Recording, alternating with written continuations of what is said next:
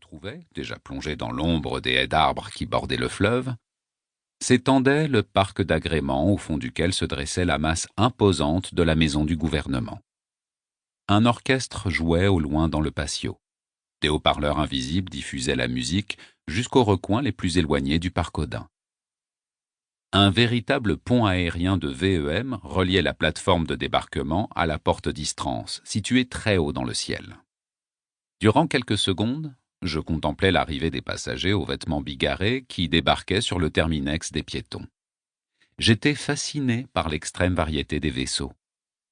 La lumière crépusculaire ne faisait pas seulement rutiler les carrosseries des habituels Viken, Alts ou Sumatsu, mais aussi les ponts rococo des barges de lévitation et les coques métalliques de glisseurs si anciens qu'ils devaient déjà attirer les regards du temps de l'ancienne Terre. Je descendis lentement la pente douce qui menait jusqu'au fleuve Tétis, en passant par les docks où une quantité invraisemblable d'embarcations disparates débarquaient leurs passagers. Le Tétis était le seul fleuve transrhétien. Il coulait, à travers ses portes d'Istrance permanentes, sur plus de 200 planètes ou lunes différentes. Ses riverains comptaient parmi les citoyens les plus riches de l'hégémonie.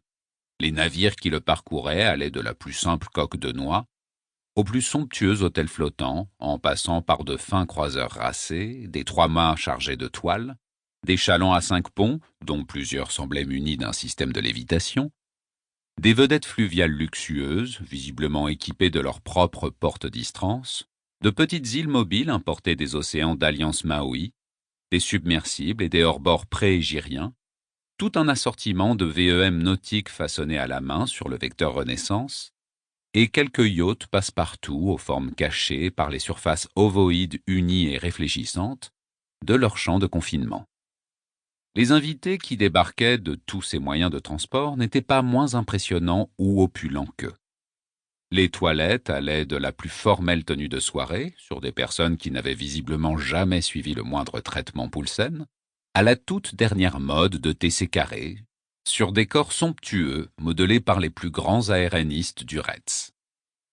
Je m'avançais au milieu de la foule, puis m'arrêtais devant un buffet pour remplir une assiette de roast-beef, salades diverses, filets de calamars volants, curry de parvati et pain croustillant. La lumière crépusculaire avait encore faibli, lorsque je trouvais un siège à quelque distance du parc. Les étoiles apparaissaient une à une dans le ciel. Les lumières du complexe administratif et de la ville toute proche avaient été exceptionnellement diminuées ce soir pour que l'on puisse mieux voir l'armada.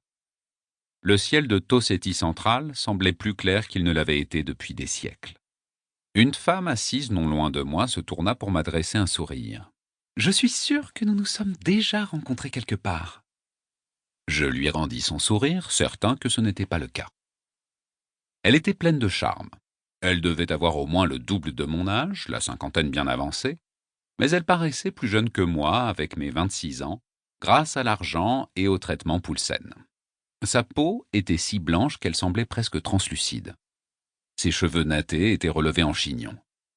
Sa poitrine, plus mise en valeur que dissimulée par sa robe arachnéenne, était sans défaut. Ses yeux avaient quelque chose de cruel. « C'est possible, répondis-je, mais cela m'étonnerait. Je m'appelle Joseph Séverne. »« Oh, bien sûr !» s'écria-t-elle. « Vous êtes un artiste peintre !» Je n'étais pas un artiste peintre. J'avais été plutôt, un poète. Mais cette identité séverne, que j'assumais depuis la mort de ma personnalité vraie et ma naissance, 1 an auparavant, indiquait que j'étais un artiste peintre. Tout cela se trouvait dans mon dossier de la Pangermie. « Vous voyez que je me suis souvenu » me dit mon interlocutrice en riant.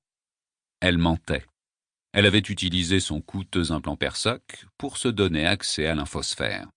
Pour ma part, si je voulais en savoir plus sur elle, je n'avais nul besoin d'accéder. Quel mot plein de lourdeur et de redondance. Je le détestais, malgré son caractère vieillot.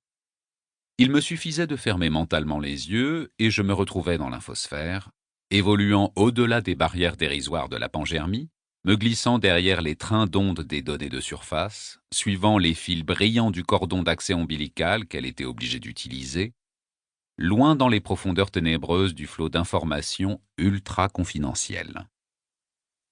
Je m'appelle... Pour continuer à écouter ce livre audio gratuitement, cliquez sur le lien dans la description et vous pourrez l'écouter en entier sans frais grâce à l'essai de 30 jours d'Audible.